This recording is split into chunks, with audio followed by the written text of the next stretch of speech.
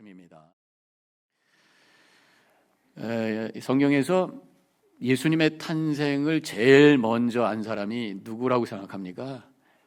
마리아가 아닐까 싶습니다. 왜냐하면 마리아는 태어나기도 전에 본인이 예수님을 잉태했다고 하는 것을 이렇게 고지를 받기 때문이죠. 그래서 오늘 이 봉독한 말씀이 소위 수태고지, 예수님을 잉태했다고 하는 것을 알려주는 메시지가 담겨 있는 그런 내용이라고 할 수가 있습니다. 이 수태고지에 대한 많은 성화가 있는데 제가 성화를 하나 찾아봤어요. 1644년 작품인데 뉴욕 메트로폴리탄 뮤지엄에 가면은 이게 있다고 그러는데 필립 드 샹바뉴 프랑스 화가가 그린 거라고 합니다. 그래서 이 천사가 나타나서 가브리엘 천사가 네가 낳을 아들이 이제 예수다라고 하면서 말씀해주고 계시죠. 자, 오늘 이 마리아에 대한 말씀을 좀 나누게 되는데 이 마리아는 이 캐톨릭 교회에서는 굉장히 중요한 그런 존재로 이렇게 생각을 하고 있습니다. 천주교 교회 가보면은 마당에 마리아의 형상이 있어요. 그리고 형상만 있는 것이 아니라 그 앞에서 뭐 묵주라고 하죠. 묵주를 이렇게 가지고 이렇게 기도하시는 분도 가끔 보게 되고. 그래서 우리 사실 개신교 성도들이 이해 안 되는 부분이 바로 그겁니다. 왜 마리아를 그렇게 숭배하는가? 숭배하는 것처럼 느껴져요. 왜 형상도 있고 그 앞에서 기도하니까. 그래서 지금 제가 한번 좀 이렇게 찾아봤어요. 그랬더니 이미 기독교 역사 속에서 3세기 때부터 성인들의 이름으로 기도하던 그런 습관이 있었습니다. 근데 그게 무슨 개념이냐면 돌아가신 분들이죠. 우리가 어떤 기도 제목이 있으면은 믿음 생활 잘 하시는 분들한테 기도를 부탁하죠. 집사님 나를 위해서 기도해줘. 목사님 저를 위해서 기도해 주세요. 그런 것처럼 믿음 생활 잘 하신 존경받는 그러한 성인들한테 기도를 부탁하는 것이 그들의 또 기도 중에 하나라고 하는 것이에요. 그래서 기도문을 보면은 우리는 예수님의 이름으로 기도합니다 하지만 그 사람들은 예수님의 이름으로만 기도하는 게 아니라 예수님의 이름으로 기도합니다가 없는 것도 많고 또 성인들의 이름을 통해서 간구합니다. 이런 것들이 많아요. 사실은 성경적이지는 않다고 할 수가 있죠. 어쨌든 그래서 그러한 전통이 있는데 제가 한번은 저 밑에서 목회할 때 펜실베니아에 어느 그 장례식에 갔어요. 근데 거기 돌아가신 분이 이제 천주교 신자였기 때문에 또 제가 가야만 되는 그런 상황이었기 때문에 처음으로 천주교 장례식을 참여를 했는데 제가 장례식 참여하고 나서 소감이 뭐냐면 하나님 감사합니다. 제가 개신교인이 된 것 감사합니다. 그랬던 적이 있어요. 일단 너무 길어요. 1시간 반을 해.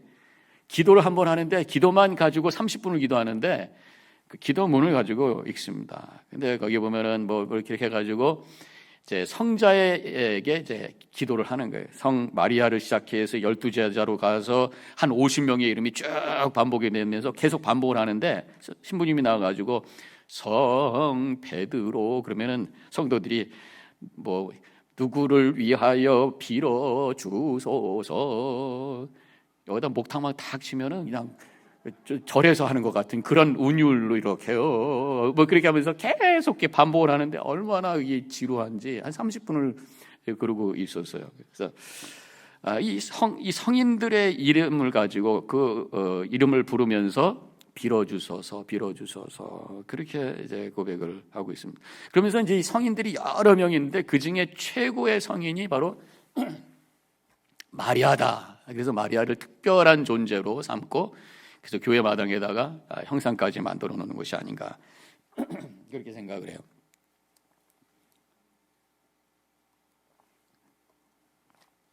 그런데 성경에서는 그런 말씀이 없어요.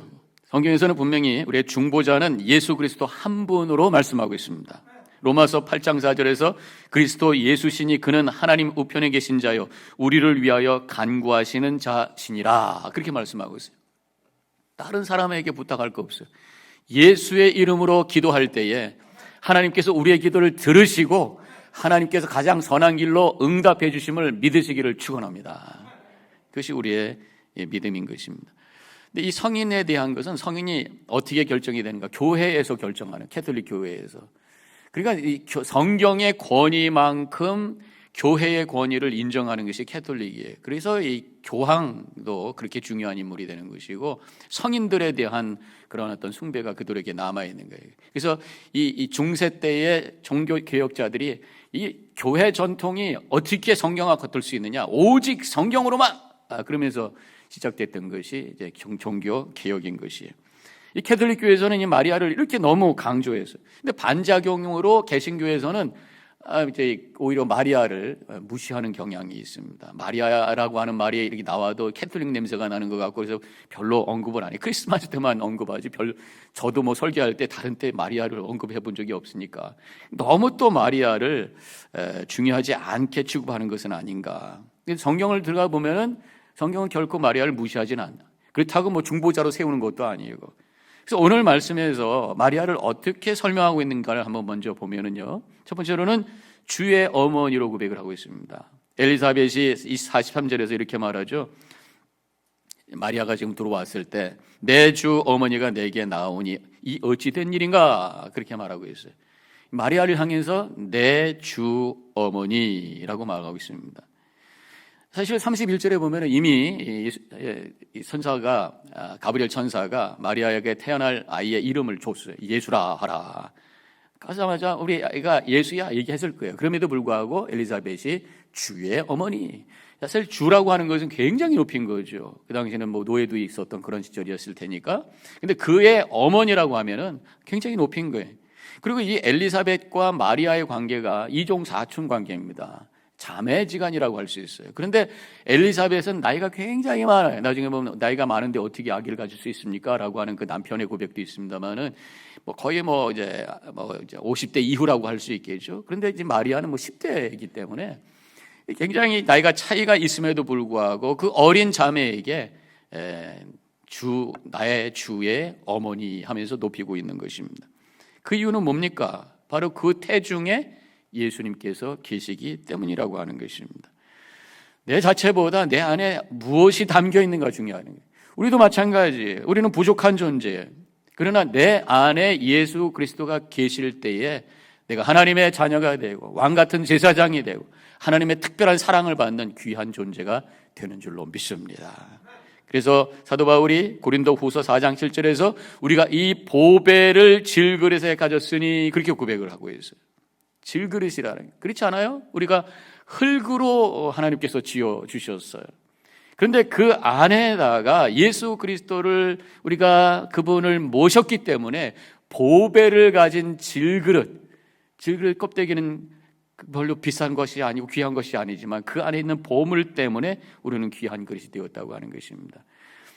요한복음 1장 12절에서 영접하는 자 곧 그 이름을 믿는 자들에게는 하나님의 자녀가 되는 권세를 주셨으니 그렇게 말씀하고 있어요.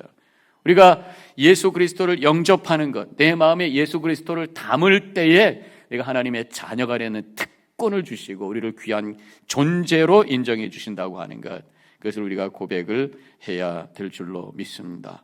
그래서 오늘 또 말씀 그 이후입니다마는 그 엘리사벳이 42절에서는 복 있는 자라고 마리아를 지칭을 하고 있어요. 큰 소리로 불러 가로되 여자 중에 내가 복이 있으며 내 태중의 아이도 복이 있도다. 복 있는 자다. 여성들 중에서 최고 복이다. 그런 말씀. 근데 성령이 충만해서 선포했다는 말씀이 그 앞에 있는데 이것은 하나님의 감동으로 고백한 내용이라고 하는 것입니다. 예수님의 어머니로 택함을 받은 그것이 복된 존재라는 거예요. 우리 마리아가 그 사람 자체가 월등히 신적인 존재가 되어서 그래서 복된 존재가 아니라 연약한 한 여인이지만 부족한 한 여인이지만 그 속에 예수 그리스도를 담았기 때문에 복 있는 자다 그렇게 말씀하고 있는 거죠.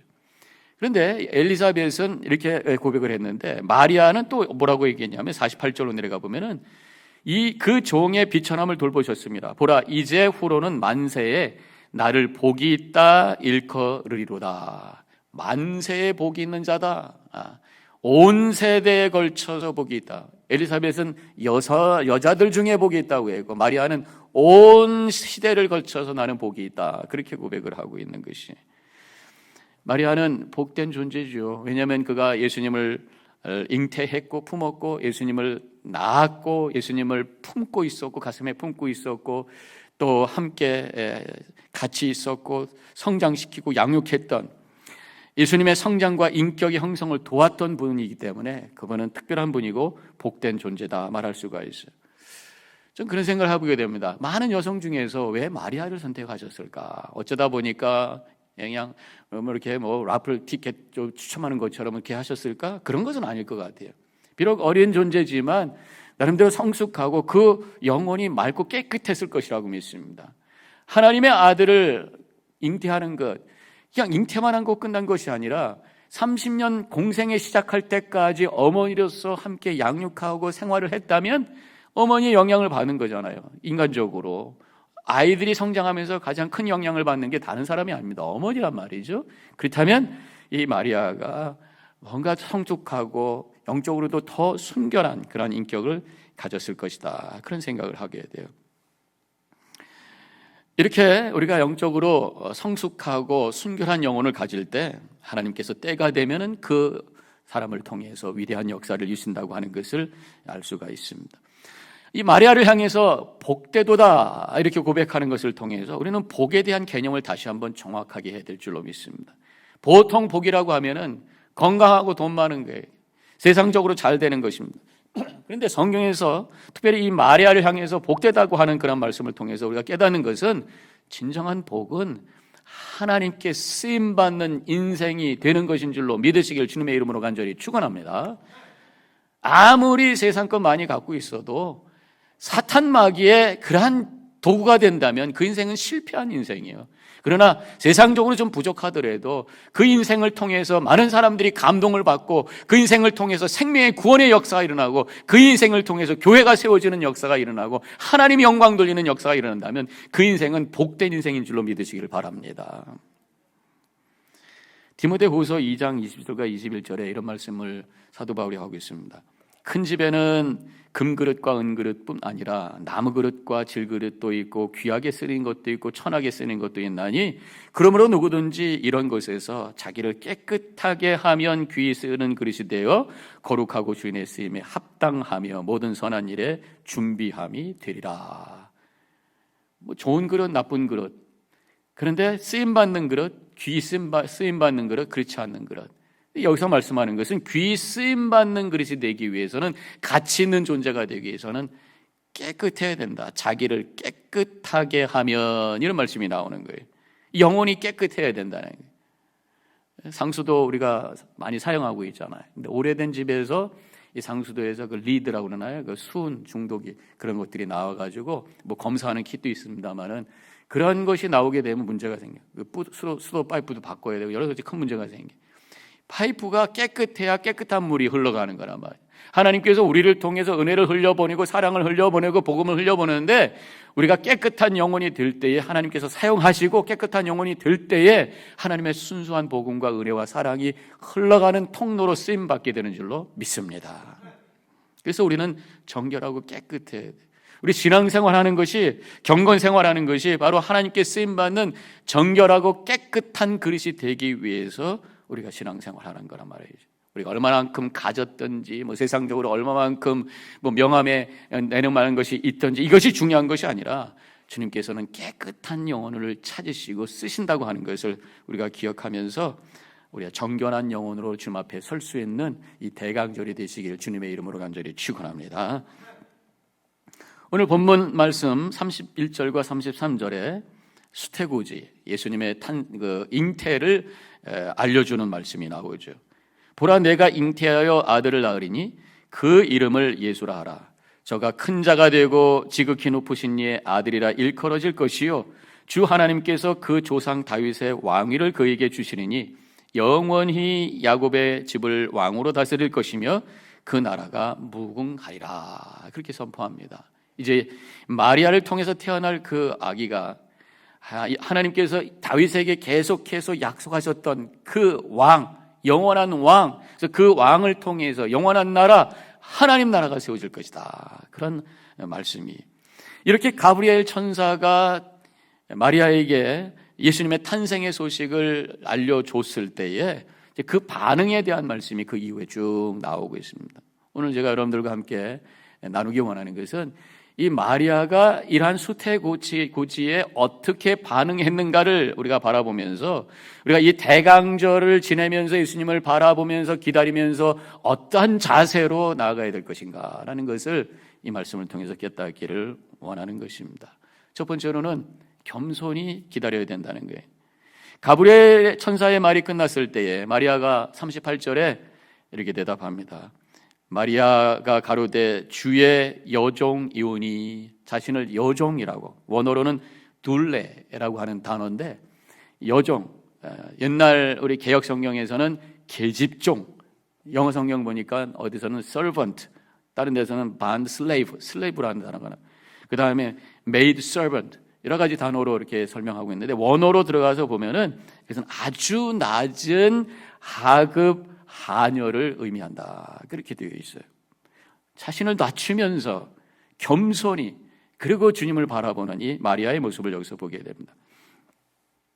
28절에 보면은 가브리엘 천사가 처음 나타났을 때에 마리아에게 이렇게 인사를 하죠. 은혜 받은 자여 평안할지어다, 이렇게 인사를 했을 때 바로 그 다음 구절에서 마리아가 깜짝 놀라면서 대답하기를 이런 인사가 어찌함인가 생각하며, 이런 구절이 이어지고 있어요. 하나님의 은혜 받은 자요라는 그런 천사의 그런 선포에 너무 깜짝 놀라서 내가 자격이 없는데 어떤 이런 은혜를 내가 받았을까 황송하기도 하고 놀라서 어쩔 줄 모르는 그런 겸손한 모습을 여기서 볼 수가 있는 것이, 예수님의 탄생의 은혜를 기다리는 자는 이렇게 겸손히 엎드려야 되는 줄로 믿습니다. 나같이 부족한 사람을 위해서 하나님께서 예수 그리스도를 이 땅에 몸으로 보내주시고 예수 그리스도를 통해서 십자가에서 대속의 죽음을 당하셔서 우리를 구원해 주셨습니까? 라는 믿음의 고백을 가지고 엎드려 겸손히 경배하며 주님을 바라보는 우리 성도님들 되시기를 바랍니다. 성경에 보면은 누가복음 2장에 예수님의 탄생의 소식이, 예수님이 탄생하셨을 때 그 소식이 처음으로 전해졌던 사람들이 누구예요? 바로 목자들입니다. 한밤중에 다른 사람들 다 자고 있는데 추운 곳에서, 외로운 곳에서 양을 치고 있었던 그런 사람들이에요.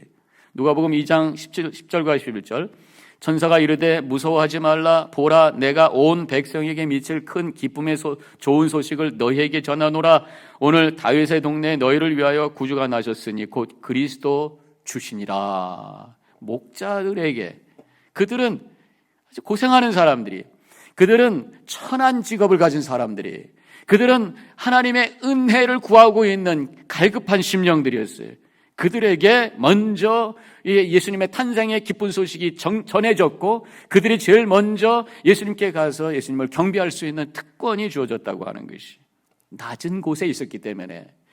물론 마태복음 2장에 보면은 동방에 있는 박사면 높은 사람들이겠죠. 그 사람들도 예수님의 탄생을 알고 찾아왔어요. 근데 그 사람들은 천사가 가서 알려준 게 아니에요. 자신들이 별을 연구하다가 어떤 특별한 별을 바라보고 그냥 쫓아왔더니만 유대 땅이 되었어요. 그리고 이제 헤롯을 만나고 서기관들을 만나서 이야기하다 보니까 그것이 바로 구약에서 예언하고 있는 메시아일 것이라는 생각이 들고, 그래서 베들레헴이라는 곳에 탄생하기로 되어 있으니까 그곳에 가보자 해서 찾아온 거예요. 발견한 거예요. 좀 다르다는 말이죠. 예수님의 탄생은 낮은 곳에 있는 자들에게 알려졌어요.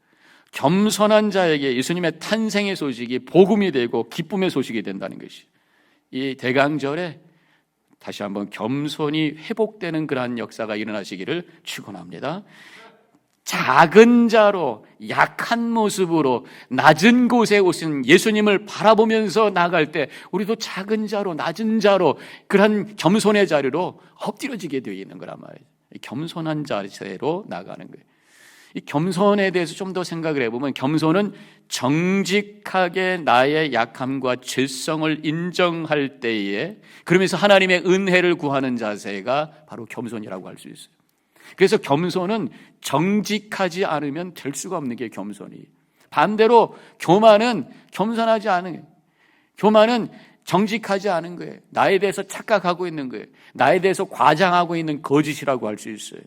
나를 솔직하게 알고 주님 앞에 나아갈 때 겸손해질 수밖에 없지요. 정직할 때에 겸손해진다라는 것입니다. 17세기에 영국의 정치가였던 크로멜 장군의 일화가 있습니다.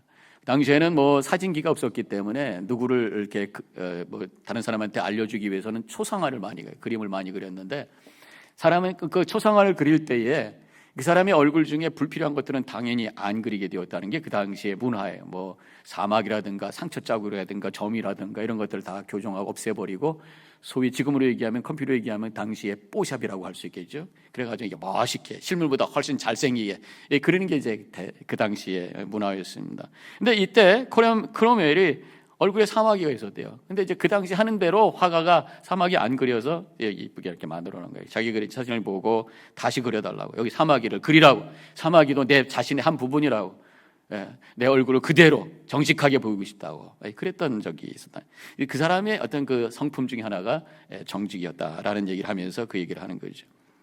이렇게 하나님 앞에 정직하게 내 모습을 고백하며 엎드려질 때에 있는 모습 그대로 나를 받아주시는 주님의 은혜를 체험하면서 하나님을 찬양하는 기쁨과 은혜, 감격의 삶을 살게 되는 것이에요. 이 대강절은 우리 예수님을 기다리는 시간이면서 동시에 내 자신을 살피는 시간입니다. 적당히 내 자신을 뽀샵하지 말고 솔직하고 정직하게, 나는 이러한 모습을 가졌습니다, 그럼에도 나를 불구하고 받아주시고 은혜로 채워주시는 주님의 은혜를 체험하면서 겸손히 주님을 경배하시고 감사로 주님을 찬양할 수 있는 복된 시간이 되시기를 주님의 이름으로 간절히 축원합니다. 두 번째로는 이 마리아가 어떤 자세로 그 말씀을 받았는가? 믿음으로 받았어요. 그래서 우리는 믿음으로 기다려야 되겠다고 하는 것입니다. 34절에 마리아가 천사에게 말하되 나는 남자를 알지 못하니 어찌 이 일이 있으리까? 나는 남자하고 한 번도 동침한 적이 없는데 어떻게 나에게 아기가 태어날 수 있습니까? 이 말이 그럴 수 없습니다라고는 부정적인 말일까? 아니면 어떻게 그런 일이 일어날 수 있습니까? 그 방법이 뭡니까? 오히려 궁금해서 질문할 걸까? 그런 여러 가지 질문해 볼 수가 있어요. 누가복음 1장 18절에 가도 이 세례 요한의 아버지 사가랴에게 이제 아기가 태어날 것이다, 네 와이프가 아기가 태어날 것이다 얘기했을 때에 질문을 이렇게 합니다. 내가 이것을 어떻게 알리오? 내가 늙고 아내도 나이 많으니이다. 그 아기가 바로 이제 세례 요한이잖아요. 여기서도 어떻게라는 또 질문이 나와요. 말도 안 됩니다. 그런 고백이었을까? 근데 이제 모르겠어요. 이 사가랴는 그 이후에 다른 말이 나오지 않아요. 그런데 이제 마리아는 어찌 일이 있으리오까라고 얘기한 다음에 이어서 38절에서 이렇게 말하고 있어요. 마리아가 이르되 주의 여종이오니 말씀대로 내게 이루어지리다. 그것을 그대로 받으는 걸 보면은 이런 일이 어떻게 일어납니까? 라고 하면 부정적으로 의심하는 고백이라기보다는 어떻게, 방법에 대한 질문이라고 할 수 있고 그것을 받아들이는 고백이라고 할 수 있어요. 어쨌든 내 상식으로는 이해할 수 없지만 주님께서 그 일을 하실 수 있음을 믿으며 그것을 받아들입니다. 아멘으로 받겠습니다. 이것이 바로 마리아의 믿음의 고백이었다고 하는 것입니다. 이 성탄절이라고 하는 것이 그냥 한 어떤 위인의 특별한 어떤 존경받는 사람의 탄생을 축하하는 날이 아니에요. 이 날은 처녀의 몸에서 성령으로 잉태하셔서 하나님의 아들로 오신 예수님을 기다리는 때가 바로 이 대강절이요 성탄절인 줄로 믿습니다. 그렇기 때문에 우리는 믿음으로 고백하면서 기다려야 돼요. 우리가 믿음의 고백, 사도신경이 있습니다. 전능하사 천지를 지으신 하나님 아버지를 내가 믿사오며 그 외아들 우리 주 예수 그리스도를 믿사오니 한 다음에 그 다음에 뭐예요? 이는 성령으로 잉태하사 동정녀 마리아에게 나시고, 예수님에 대한 고백을 할 때 제일 먼저 나오는 것이 동정녀 마리아에게 나시고 성령으로 잉태하시고 동정녀 마리아에게 나셨다. Virgin Mary, 한 번도 남자를 알지 못하는 그 여인을 통해서 예수님께서 탄생하셨다라는 고백을 하면서 예수님에 대한 고백을 하고 있어요. 이거 중요한 거예요. 만약에 그 예수님이 그냥 그런 고백이 없이 한 남자의 또 아내로서 태어난, 아내의 아이로서 태어났다면 원죄를 가지고 태어날 수밖에 없어요. 그러면 그가 어떻게 온 인류를 위한 대속의 죽음을, 대속의 제물이 될 수 있겠는가라고, 죄인이 어떻게 죄를 해결할 수 있겠느냐는 것이죠. 그렇기 때문에 우리가 동정녀 마리아에게 예수님께서 탄생하셨다고 하는 믿음의 고백이 있을 때 그때 예수님께서 나를 위해서 십자가에 달려 돌아가셨습니다라고 하는 고백도 같이 갈 수가 있는 거예요. 이건 두 개가 세트예요, 세트.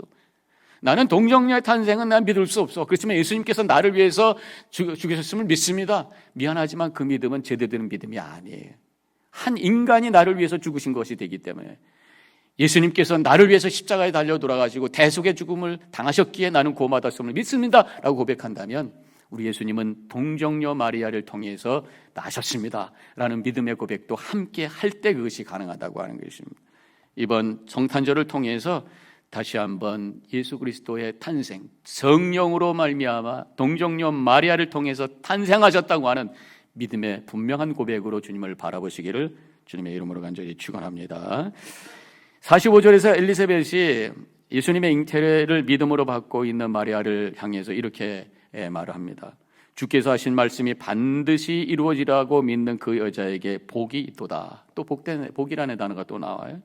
복이라는 개념을 자꾸만 바꾸고 있어요. 세상적인 어떤 성공과 소유가 아니라 바로 하나님의 뜻을 고백하는 그 믿음이 복이다, 그런 말이죠.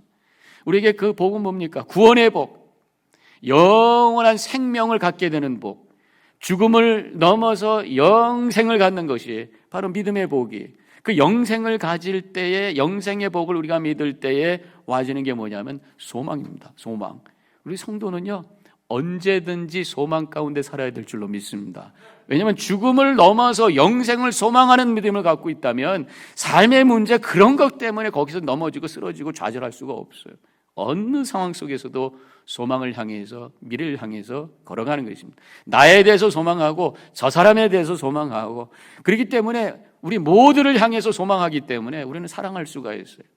그래서 고린도전서 13장 13절에서 그런즉 믿음, 소망, 사랑 이 세 가지는 항상 있을 것인데, 믿음이 있으면 소망하게 되고 소망을 가지고 살면 다른 사람을 용납하고 사랑할 수 있게 돼요. 그러면 그 자리가 바로 하나님의 나라가 되는 것이죠.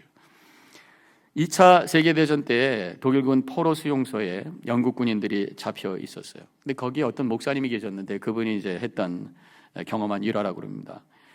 포로 중에 어떤 전기 기술자가 있었는데 이 사람이 어떻게 해서 라디오를 조립을 해가지고 비밀리에 이제 방송을 듣고 있었대요. 근데 어느 날 새벽에 영국군이 노르망디 작전을 성공했다는 그런 소식을 듣게 됩니다. 그러면 이제 전쟁이 끝나고 우리가 다 해방될 것이다 생각을 해가지고 이 포로들이 나와가지고 마당에서 막 춤을 추기 시작하는 거예요. 근데 그때 그 독일 군들은 아직 그 소식들을 알지를 못해가지고 이 영국 군인들이 미친 줄 알고 총을 쏘려고 막 이랬다는 거죠. 뭐 그래가 나중에 이제 그 소식이 알려져가지고 그렇게 되지는 않았는가 본데, 비록 그들이 갇혀 있었고 총이 겨눠지는 그런 상황 속에서도 그 기쁨을 멈출 수가 없어서 너무 기뻐서 춤을 추고 기뻐하는 그런 모습을 보게 된다는 거죠. 바로 이것이 복음이 아니냐는 거예요. 이것이 바로 우리가 믿는 복이 아니냐는 것이죠. 아무리 우리의 삶에 여러 가지 문제로 애워싸여 있어도 복음을 믿고 영생을 믿고 영원한 생명을 믿고 구원을 믿고 하나님의 은혜를 믿고 사는 사람들은 기쁨 가운데 춤을 출 수 있는, 세상에 묶이지 않는 그런 승리의 삶을 살아가는, 이것이 바로 믿음을 통해서 우리에게 주는 복이라고 하는 것입니다.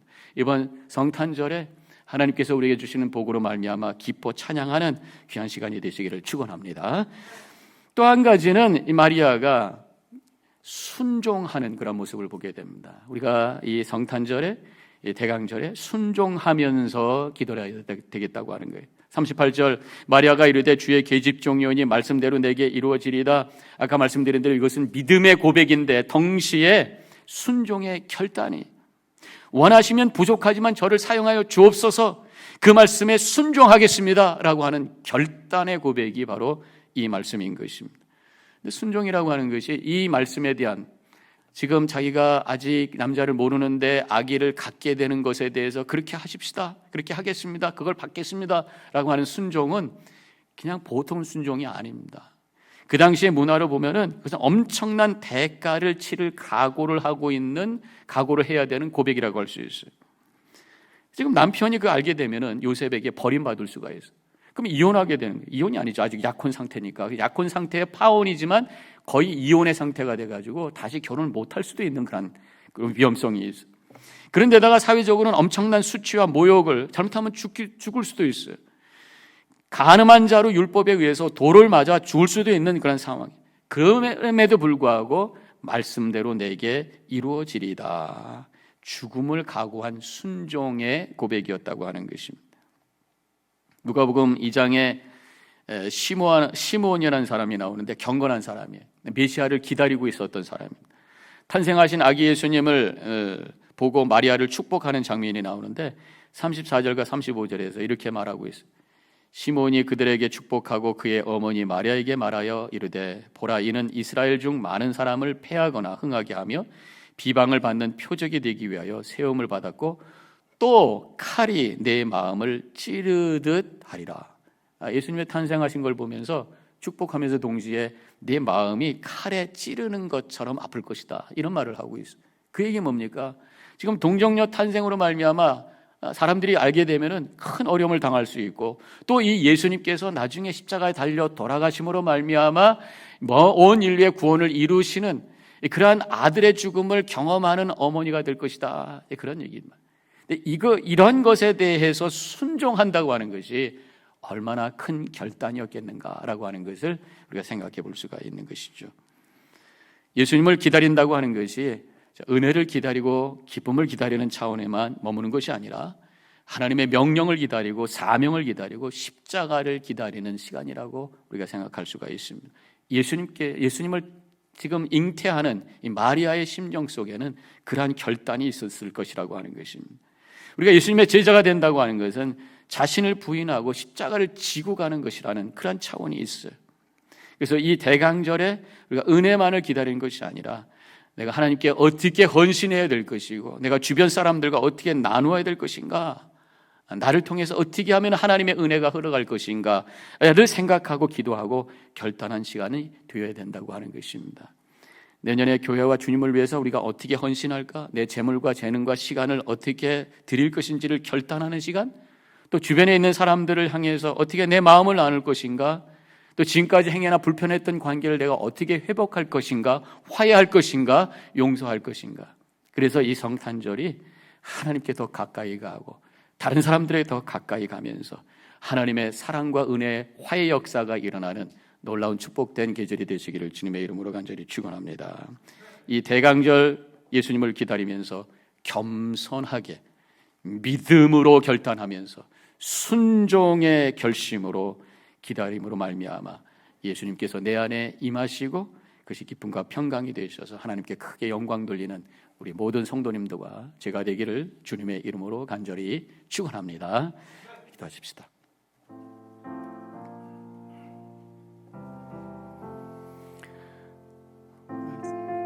오늘 초가 3개가 켜졌습니다. 예수님을 기다리는 그 갈망이 점점 강해지고 있습니다. 그만큼 우리의 믿음의 자세도 주님 앞에 바로 서야 될 것입니다.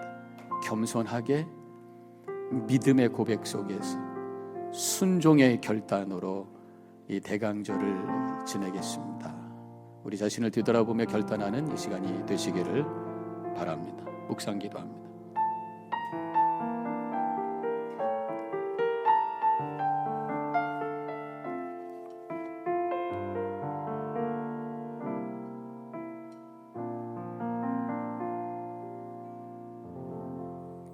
더 자가